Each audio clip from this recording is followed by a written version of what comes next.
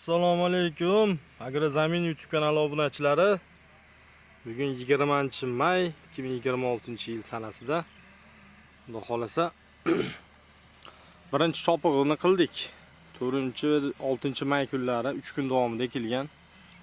12 mingtadan oshiq 13 mingga yaqin ko'chatimiz.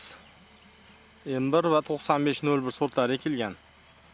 Hozir mana birinchi qatordan xudo xolasa kultivatsiyamiz yurdi. Bu yil qalinroq ekish maqsadida 60 ga ekdik.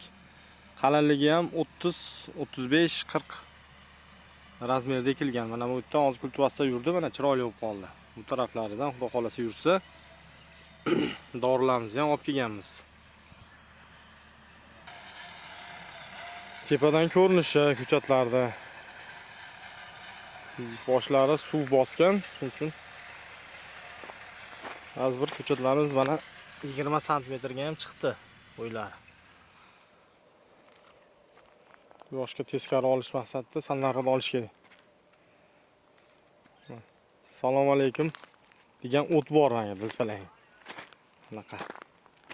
Shuning uchun birinchi chopig'ini qildik mana. O'rtalari xudo xolasa endi kultivatsiyada ketadi. Mana shu o'timiz.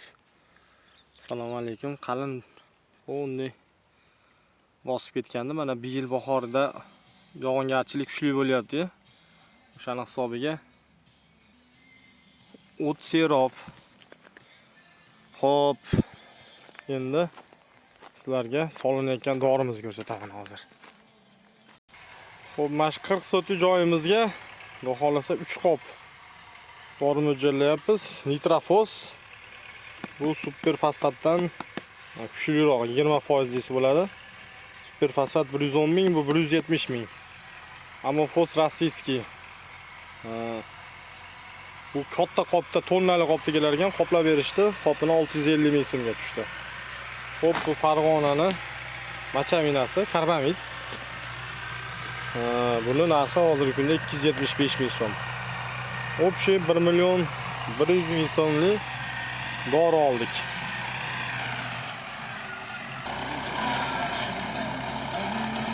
Kultivatsiyani shu 60 liga mo'ljallaganmiz. Dorini ham shu traktor dozda solamiz, xudo xolasa.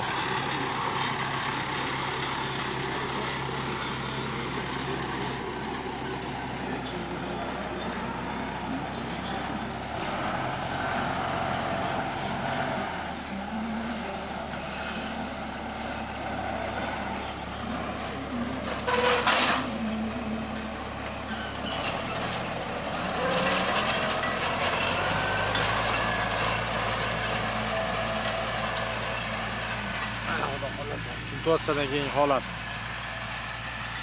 O'tgan yili ma'lumot uchun 21-24 aprel kunlari ekkandik. Bu yil 15 kun kechroq ekildi. Xudo xolasa o'shanda ham 3-4 metrda mo'ljallab turibmiz. O'tgan yili endi 5-6 metrlik bo'lgan, 80%, 20% undan pastroq bo'lgan.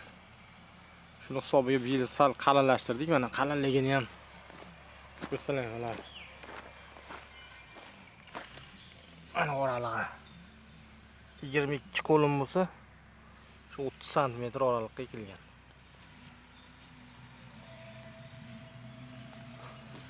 Bir marta gumi sepdik, bir marta zahar sepildi. Qurtga qarshi. Farg'ona viloyat Qo'shtepa tumani Qipchoq qishlog'ida ekilgan bitomligimiz. Hozir xudo xolasa endi 20 mingta ko'chat ekish mo'ljallayapmiz. Shu 25-maylarga. Kanalga obuna bo'lib ketinglar. Xudo xolasa Pavloniyani agrotexnikasini qo'ldan kelgancha yoritib boramiz.